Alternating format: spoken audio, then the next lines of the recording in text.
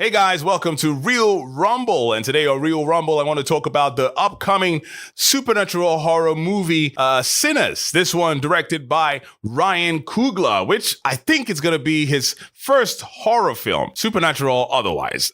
He's done Black Panther. He's done Fruitvale Station. It was his first collaboration with Michael B. Jordan, who he has collaborated with in Black Panther and also in the Creed movie. So they are back together again. Yeah, did you know Ryan Coogler's middle name is Kyle? Very white boyish, right?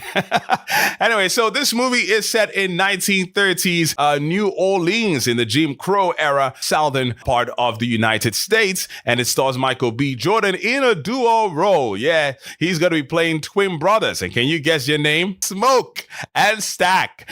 What kind of name is that to give twins? You know, it's like maybe their mom was smoking a stack of cigarettes. Stop it. Get some help. Weird names aside, it's going to be interesting to see how Michael B. Jordan plays this.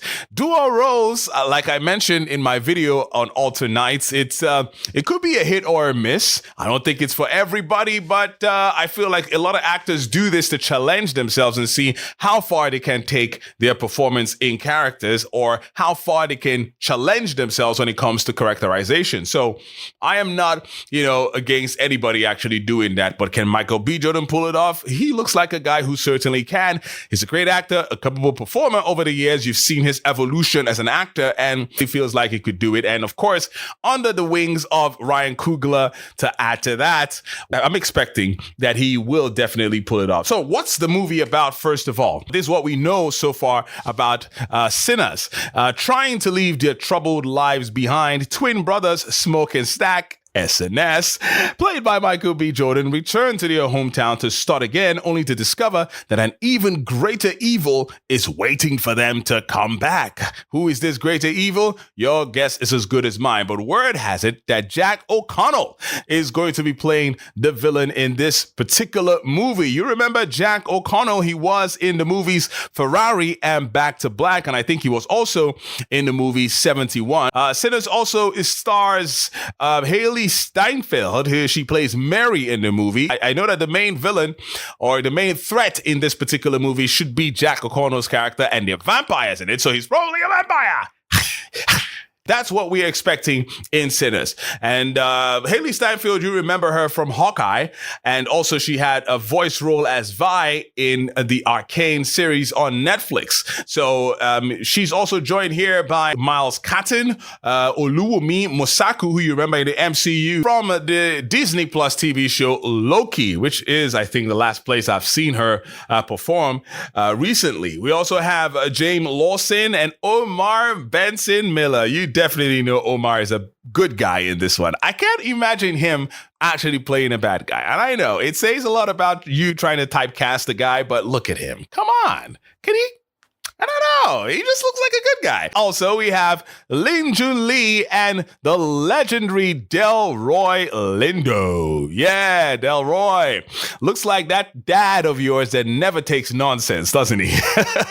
And speaking about Li Jun Li, she has been in the Fox series The Exorcist. She's also played roles in Quantico and Wu Assassins, as well as the period drama Babylon in 2022. So we've got a good cast right here. We've got a good director who has some good precedent, but does he have good precedence when it comes to horror? Because like I said, it's his first foray into horror, and the horror genre it's a tough genre, I'll say. I mean, recently, horror has been getting a very good rap. A lot of horror movies have been making some good critical acclaim. They've been making some good money at the box office, which used to be a serious problem because horror movies then used to have a lot of cult classic following eventually, but they don't make money. And if you don't make money, you can't make more movies. But now horror movies are, they're better.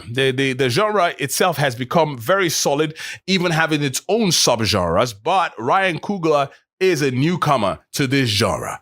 Can he pull it off? And picking a subgenre like vampires, which I hope this movie is really about vampires because that's the vibe I'm getting here.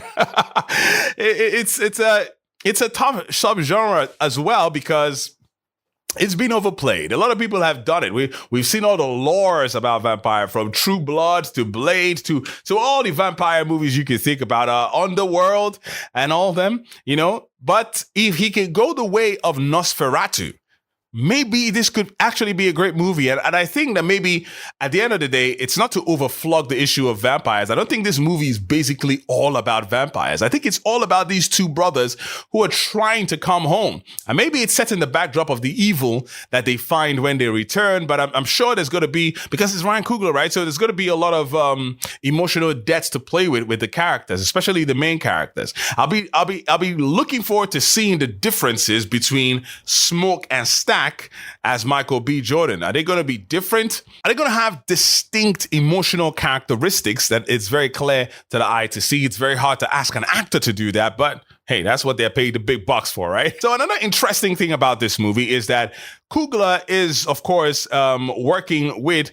his guys. Yes, his people, his cinematographer, Autumn Durald Akapol. He is a pretty good cinematographer, and they're going to be using some amazing cameras. A combination of the IMAX 15 Perf 65mm and the Panavision Panaflex 65mm cameras that shoot really great from what I see of their products. And he's also going to be working with his music composer, Ludwig Göransson. They're going for an authentic look for this movie. Remember, it's set in the 1930s American South, so it's possible they're going back to the usual 65mm cameras to capture that look and the authentic look of the backdrop of, the era that this movie is being shot in. And I like that. I do appreciate going all the way with the art. Look at Nosferatu, for instance. It's a vampire movie that doesn't look like a tired vampire movie. It's not a movie that you look at and say, hey, you know what? I'm tired of seeing vampire movies. You look at that movie and you're like, whoa, because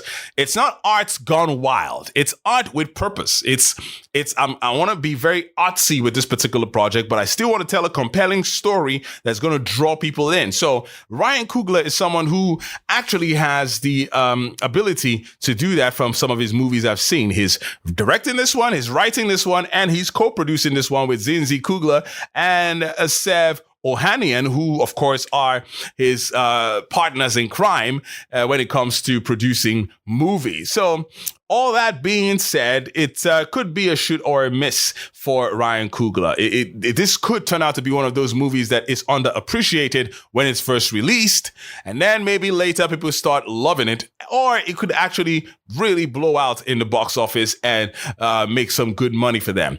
What do I think? Well, I think this movie is not going to be a blockbuster. I don't think it's going to make that much money at the box office, but I don't think it's going to be a flop. And yes, I know that is rich coming from me, considering that the budget of this movie is actually 90 million. But compared to a lot of movies, that looks like lunch money, right? So can it make back 90 million at the box office? Eventually, yes, I think it can. Will it be a compelling watch, something that could actually draw people to the cinema and give them a satisfying and entertaining watch? Yeah, to an extent. Is it going to be exceptional? I don't think so, but I think it's going to be memorable for anybody who watches it based on the performances. The story seems generic itself, so obviously the power of this movie is going to be on the back of the performances, and I think that the cast that Coogler has put together here are more than able to meet what comes. Sinners is hitting the cinemas on the 18th of April, 2025. Let me know. Are you going to go see it? Are you looking forward to seeing it? Do you think it's going to be a great movie? Let me know what you think right here in the comment section. And of course, please, if you like what you just heard and what you just saw, don't forget to like this video, share, and of course, subscribe to Movie Matic. Till next time, you go see yourself a great movie. Peace.